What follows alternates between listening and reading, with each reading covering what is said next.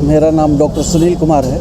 मैं सह प्राध्यापक हूँ कम्युनिटी मेडिसिन विभाग, चिकित्सा विज्ञान संस्थान, बनारस हिंदू यूनिवर्सिटी, वाराणसी। वाराणसी में उपवास पर क्यों बैठे, क्या डिमांड है आपकी? वाराणसी में उपवास का मुख्य उद्देश्य है कि 1 अप्रैल 2025 से कल्कि भगवान की चेतना जागृत है और यहाँ के लोग इस बात के अनभिज्ञ है। इस कल्कि भगवान की जागृत चेतना से मानव चेतना को जुड़ना है।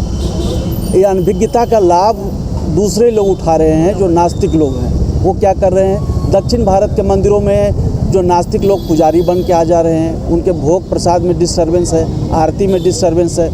अभी तमिलनाडु में मुख्यमंत्री की एक पार्टी की जीत हुई, वो भी उनका नाम कुछ और है, रियल लाइफ में वो कुछ और है, पर रियल लाइफ में कुछ और नाम रख के आ गए हैं।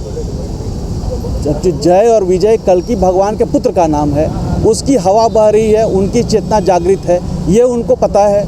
पर हम जो सनातनी, जो इसके अधिकारी हैं, जो अधिकृत हैं, उनको नहीं पता है, उसका लाभ दूसरे लोग ले रहे हैं। तो ये हेरा फेरी ना हो, हमारे लोग जागृत हों, इस चीज़ को समझें। तो इसको आप ज्ञापन देने की बात कर रहे हैं? तो इस संबंध में जो ज्ञापन है वो देंगे राष्ट्रपति महोदया को, यहाँ डीएम साहब को देंगे, और यहाँ राज्यपाल महोदय जो उत्तर प्रदेश की हैं उनको, और अंत में वो राष्ट्रपति महोदया जो है वहाँ ज्ञापन जाएगा। बनारस में क्यों? बनारस ये धर्म नगरी है, महादेव की नगरी है, पर ये जगन्नाथ जी का जब जागरण हुआ है, क्योंकि कल्कि भगवान जगन्नाथ जी के रूप में है, तो यहाँ के लोगों को ये बात गंभीरता से पता होनी चाहिए।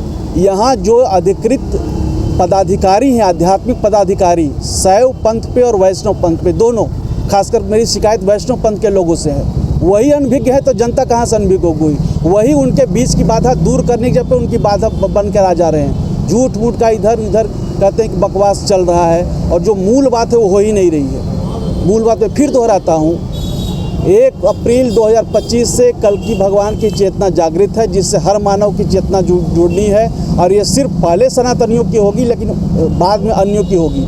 जिनका लास्ट में होना है वही पहले आ जा रहे हैं। ये कुव्यवस्था फैली है, ये इस कुव्यवस्था को हटाने का काम, इस कुव्यवस्था को व्यवस्थित करने का काम ये हमारे धर्माधिकारियों को करना था, जो नहीं कर पा रहे हैं, अपने कर्तव्य से वंचित हैं। तमिलनाडु टारगेट किया क्या? तमिलनाडु के मुख्यमंत्री का रियल नेम जो है जोसेफ है। जोसेफ जो ये मानते हैं जीसस को, जीसस कुमारी के गर्भ से पैदा लिए। सनातन सिद्धांत के अनुसार हमारे सिस्टम में ये कर्ण हैं, तो कर्ण अधर्म के साथ थे। महाभारत के युद्ध में ये याद रखना चाहिए, पांडव के साथ नहीं, कर्ण के साथ, जो दुर्योधन के साथ थे, कौरव के साथ थे।